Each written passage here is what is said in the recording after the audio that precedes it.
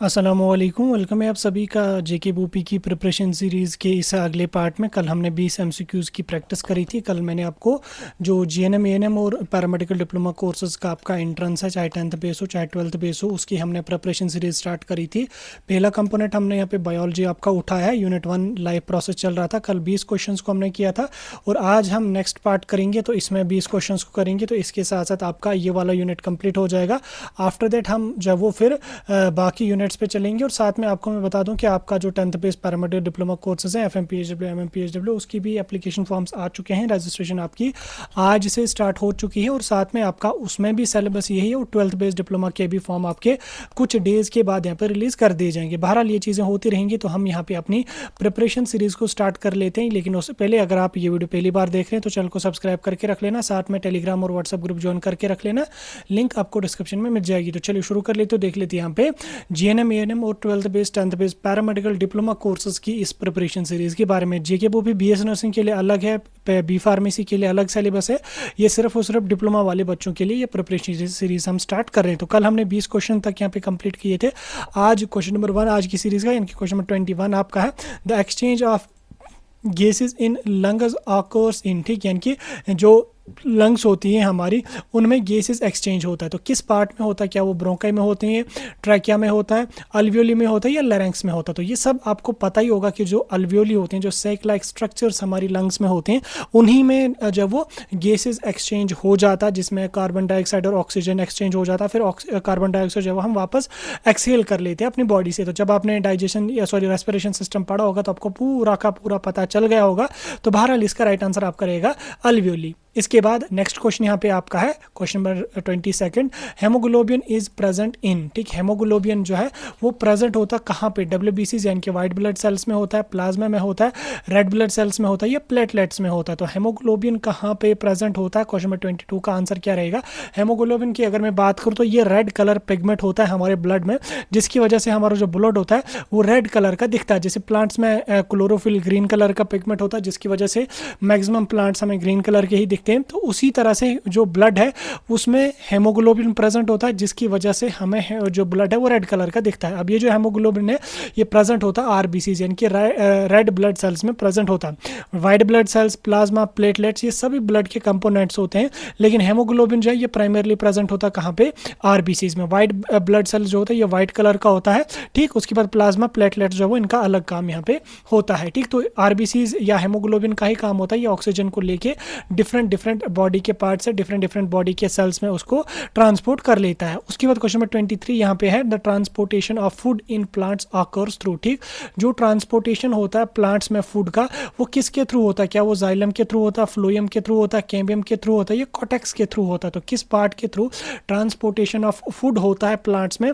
तो right answer क्या रहेगा आपका क्वेश्चन नंबर 23 का? तो वो आपका रहेगा फ्लोएम, ठीक। तो देखो यहाँ पे दो पाइप्स होते हैं प्लांट्स में, एक होता है जाइलम और एक होता है फ्लोएम। तो फ्लोएम जो हमारा होता है ये फूड को ट्रांसपोर्ट करता है और जाइलम जो होता है ये वाटर को ट्रांसपोर्ट करने में हेल्प करता है। उस तरह से कैम्बियम किस में हेल्प करता है, कॉटेक्स किस में हेल्प करता है, ये प्लांट के डिफरेंट स्ट्रक्चर्स में प्रेजेंट होते हैं। तो फूड एंड वाटर ट्रांसपोर्टेशन के लिए हमारा जाइलम और फ्लोएम होता है, जिसमें जो फ्लोएम है ये काम कर लेता है फूड ट्रांसपोर्ट करने में, और वाटर ट्रांसपोर्टेशन के लिए हमारा जाइलम जो होता है वो प्रेजेंट यहाँ पे होता है, ठीक। आ गया समझ? ये बहुत इंपॉर्टेंट क्वेश्चन है, लास्ट ईयर के पेपर में भी ये क्वेश्चन पूछा गया था।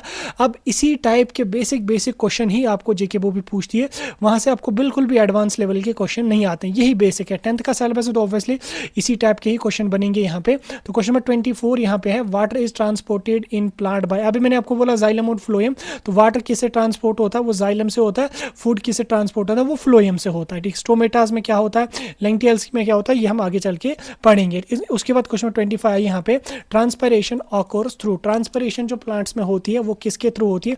क्या ये रूट्स के थ्रू होती है, स्टम के थ्रू होती है, स्टोमेटा के थ्रू होती है या जाइलम के थ्रू? जाइलम का हमने ऊपर ही पढ़ा, ये फूड को ट्रांसपोर्ट वाटर का ट्रांसपोर्ट करता है, तो ये कट हो जाएगा। रूट जो है इसका तो ट्रांसपोर्टेशन का उतना बड़ा कोई काम यहाँ पे नहीं है। तो राइट आंसर जो क्वेश्चन नंबर 25 का रहेगा वो रहेगा हमारा स्टोमेटा। स्टोमेटा से ही ट्रांसपिरेशन होती है। अब ये जो स्टोमेटा जो होते हैं ये प्रेजेंट होते हैं, जो लीव्स होते हैं उनकी सरफेस पे छोटे छोटे गड्ढे प्रेजेंट होते हैं। जब आप माइक्रोस्कोप के अंदर देखोगे तो उन्हीं से ट्रांसपायरेशन होती है, उन्हीं से ट्रांसपायरेशन जो होती है, ठीक। जो भी प्रोसेस प्लांट में होती है, देन वाटर वगैरह एक्सक्रिएट हो जाता है इसी प्रोसेस के थ्रू बाहर, तो स्टोमेटा से ही थ्रू हो जाता है, जिसकी वजह से पेड़ के आसपास जब हम बैठते हैं तो हमें थोड़ी ठंडी महसूस वहाँ पे होती है। नेक्स्ट है यहाँ पे the opening and closing of stomata is controlled by, जो स्टोमेटाज लीव्स की सरफेस पे प्रेजेंट होती है वो ओपनिंग ओपन और क्लोज हो जाते हैं। वो उनकी ओपनिंग और क्लोजिंग किसकी वजह से कौन सा सेल उसमें कंट्रोल करता है या कौन सा प्लांट का पार्ट उसको कंट्रोल करता है?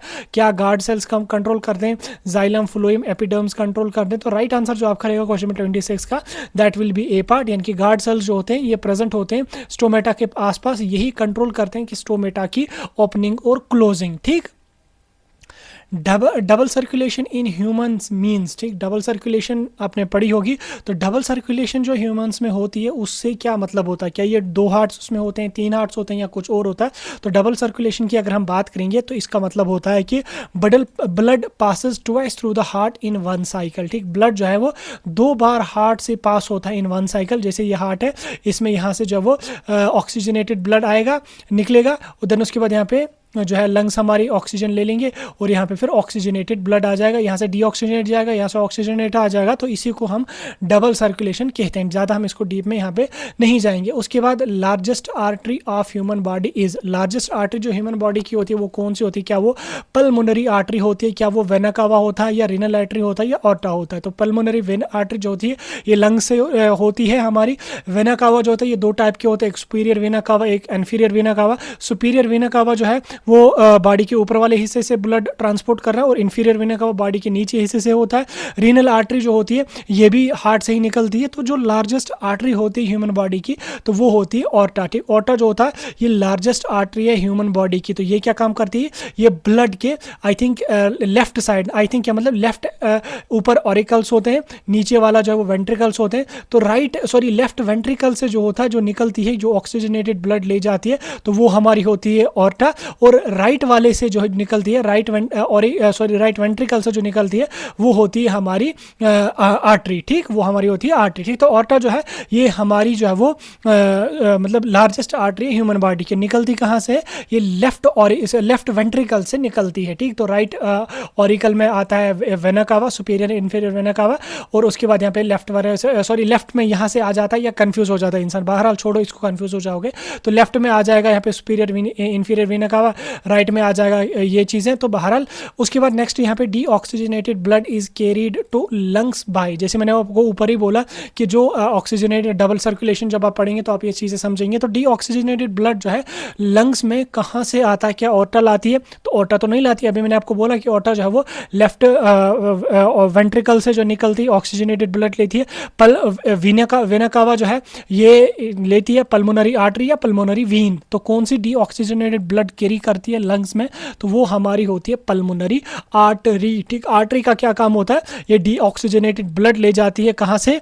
लंग्स में। उसके बाद जब वहाँ पे अल्वियोली में गैसेस एक्सचेंज हो जाएगा, ऑक्सीजन इसके साथ लग जाएगा, ऑक्सीजनेटेड ब्लड बनेगा, तो पल्मोनरी वीन फिर उस ऑक्सीजनेटेड ब्लड को ले जाएगी और हार्ट में यहाँ पे उसको ट्रांसफर करेगी लेफ्ट साइड ऑफ हार्ट, यानी कि लेफ्ट ऑरिकल में इसको फिर यहाँ पे शिफ्ट करेगी।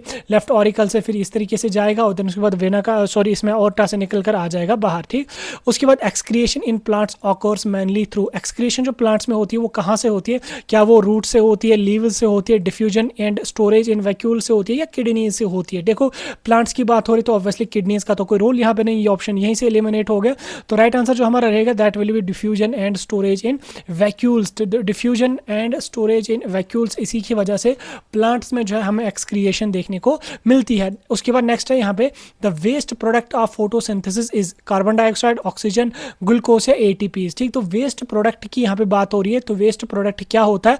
मैंने आपको कल वाले वीडियो में बोला था कि प्लांट जो है वो कार्बन डाइऑक्साइड ले लेते हैं, देन उसके बाद वेस्टेज में जो है वो फिर ऑक्सीजन और वाटर को बाहर छोड़ते हैं, ऑक्सीजन ह्यूमंस लेते हैं और वाटर जो ड्रॉपलेट्स निकलते हैं उनकी वजह से प्लांट्स के आसपास थोड़ी थोड़ी ठंडी हमें देखने को मिलती है। तो वेस्ट प्रोडक्ट जो यहाँ पे होता है वो ऑक्सीजन और वाटर होता है। तो यहाँ पे वाटर नहीं है तो हम ऑक्सीजन को यहाँ पे टिक कर लेंगे। Urea is formed in, urea कहाँ पे बनता है? क्या वो किडनी में बनता है, लिवर में बनता है, लंग्स किस में बनता है, स्टोमक में बनता है। तो यूरिया जो है वो बनता है हमारा लिवर में, ठीक। यूरिया कहाँ पे बनता है, ये हमारा बनता है लिवर में। आपको पता होना चाहिए कि यूरिया जो है वो प्रोटीन जब मेटाबोलाइज हो जाता है तो उसकी वजह से फिर यूरिया बन जाता है। देन उसके बाद फिर किडनी का काम होता है उसको एक्सक्रिएट करना, लेकिन फॉर्मेशन यूरिया की जो है वो लिवर में ही बनती है, ठीक। तो कंफ्यूज नहीं होना, किडनी को टिक करके नहीं है, किडनी का काम होता है फिल्ट्रेशन करना, और उसके बाद जो फिर यूरिया यूरिक एसिड होता है उसको फिर ये यूरिन या वाटर के थ्रू फिर बाहर एक्सक्रिएट कर देता है। तो फॉर्म कहाँ पे होता है, वो बनता है हमारा लिवर में, ठीक। Next the process of filtration in nephron occurs in, ठीक। तो फिल्ट्रेशन का जो प्रोसेस होता है नेफ्रॉन में, जो हमारा स्ट्रक्चरल एंड फंक्शनल यूनिट होता है किडनी का, वो किस वाले पार्ट में होता है। तो नेफ्रॉन आपने पढ़ा होगा, किडनीज आपने पढ़ी होंगी, उनके पार्ट जो है वो लोपा फाइनल है, असेंडिंग डिसेंडिंग ब्राउमेंस कैप्सूल होता है, कलेक्टिंग डक होता है, तो यूरेटर तो किडनी का पार्ट होता नहीं है। तो इनमें जो फिल्ट्रेशन होती है वो कहाँ पे होती है, तो क्वेश्चन नंबर 33 का जो राइट आंसर रहेगा दैट विल बी पार्ट। तो ब्राउमेंस कैप्सूल जो होता है यहीं पे होती है फिल्ट्रेशन, ठीक। यहीं पे बाउमेन कैप्सूल्स पे जो है वो फिल्ट्रेशन होती है। देन इसके बाद जो जो चीज़ें फिल्टर करनी होती है वो यहाँ पे ब्लड का फिल्ट्रेशन हो जाता है। उसके बाद जो फिर बड़े बड़े पार्टिकल्स होते हैं वो इधर ही रहते हैं, वेस्टेज बाहर आ जाती हैं।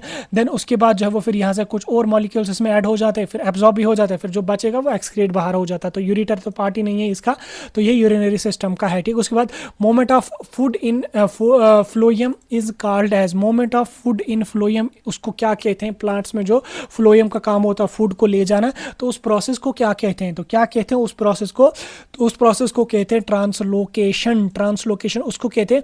अब मुझे आप बोलो ट्रांसपायरेशन किसको कहते हैं, ये मुझे कमेंट्स में आप बता दो, ठीक है। अब आपको पता चल गया होगा। नेक्स्ट है यहाँ पे which blood vessel has the thickest वाल, थिकेस्ट वाल किस ब्लड वेसल में होती है, क्या वीन में होती है, कैपिलरी में, आर्टरी में, या वेन्यूल में। थिक और थिन में कंफ्यूज होना, थिक हो गया मोटा, थिन हो गई पतली, ठीक। तो किस में जो है वो मोटी वाल होती है, तो वो होता है हमारा क्वेश्चन नंबर 35 को जो राइट आंसर रहेगा that will be C part, यानी कि आर्टरीज में जो होती है वो होती है थिकेस्ट वाल, ठीक। आर्टरीज में जो होती है वो थिकेस्ट वाल होती है। तो आर्टरीज का क्या काम है ये अब आपको समझ आ गया होगा, ठीक। नेक्स्ट है यहाँ पे respiratory pigment in humans is, ठीक। रेस्पिरेटरी जो पिगमेंट होता है ह्यूमंस में वो क्या होता है, क्या वो क्लोरोफिल होता है, हेमोसाइनिन होता है, हेमोग्लोबिन होता है, या मायोग्लोबिन होता है। तो कौन सा हमारा होता है, तो वो हमारा होता है हेमोग्लोबिन, ठीक। रेस्पिरेटरी पिगमेंट जो है वो हेमोग्लोबिन होता है, यही का काम करता है, ये ऑक्सीजन के साथ मिलता है और ऑक्सीजन को जो है वो ब्लड के थ्रू हमारे डिफरेंट सेल्स, बॉडी के डिफरेंट सेल्स की बोले तो सभी सेल्स में उसको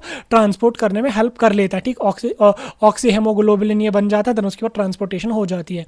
नेक्स्ट है यहाँ पे the main nitrogens waste in human is, nitrogens waste main कौन होता है, क्या अमोनिया होता है, यूरिया होता है, यूरिक एसिड होता है, या क्रेटिन होता है। तो कौन सा होता है, तो ऑप्शन नंबर 37 का राइट आंसर जो रहेगा वो रहेगा यूरिया।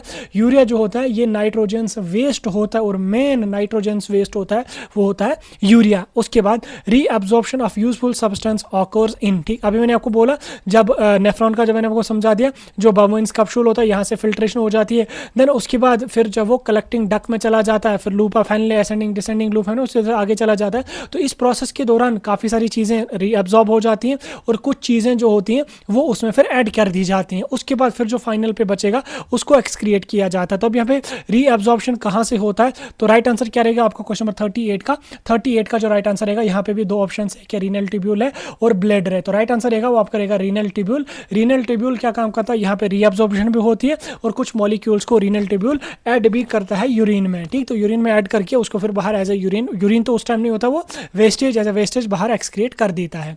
नेक्स्ट यहाँ पे है which part of brain controls breathing. हमारी ब्रेन के बहुत सारे पार्ट्स हैं, जैसे सेरिबलम है, मेडुला ऑब्लिंगेटा है और हाइपोथैलेमस होता है। अब इसमें कौन सा पार्ट ब्रेन का ब्रीथिंग को कंट्रोल करता है, तो वो आपका रहेगा क्वेश्चन नंबर 37 का सी पार्ट, यानी कि मेडुला ऑब्लिंगेटा जो है ये राइट आंसर रहेगा। सेरिबलम क्या काम कर लेता है ये आपको पता होना चाहिए। सेरिब्रम क्या काम करता है ये भी आपको पता होना है। सेरिब्रम जो होता है ये फ्रंट पार्ट होता है, बड़ा पार्ट जब वो दो हिस्सों में डिवाइड होता है। सेरिब्रम जो होता है पिछला पार्ट होता है, ये कंट्रोल एंड कोऑर्डिनेशन करता है। सेरिब्रम में इंटेलिजेंस वगैरह मेमोरी स्टोर रहती है। उसके बाद मेडुला ऑब्लिंगेटा क्या काम करता है, ये ब्रीथिंग को कंट्रोल करता है। उसके बाद जो हाइपोथैलेमस होता है हमारी बॉडी का, तो ये किसको काम कर कंट्रोल करता है ये मुझे आप कमेंट्स में बता दो। उसके बाद क्वेश्चन नंबर 40 यहाँ पे आपका life process are essential for, ठीक। लाइफ प्रोसेस जो है वो किसके लिए एसेंशियल होती है, रिप्रोडक्शन के लिए, ग्रोथ के लिए, मोमेंट के लिए, या सर्वाइवल एंड मेंटेनेंस के लिए। तो राइट आंसर रहेगा सर्वाइवल एंड मेंटेनेंस। तो इसी के साथ हमने 40 क्वेश्चन लाइफ प्रोसेस से कंप्लीट करे। बाकी ये पीडीएफ में आपको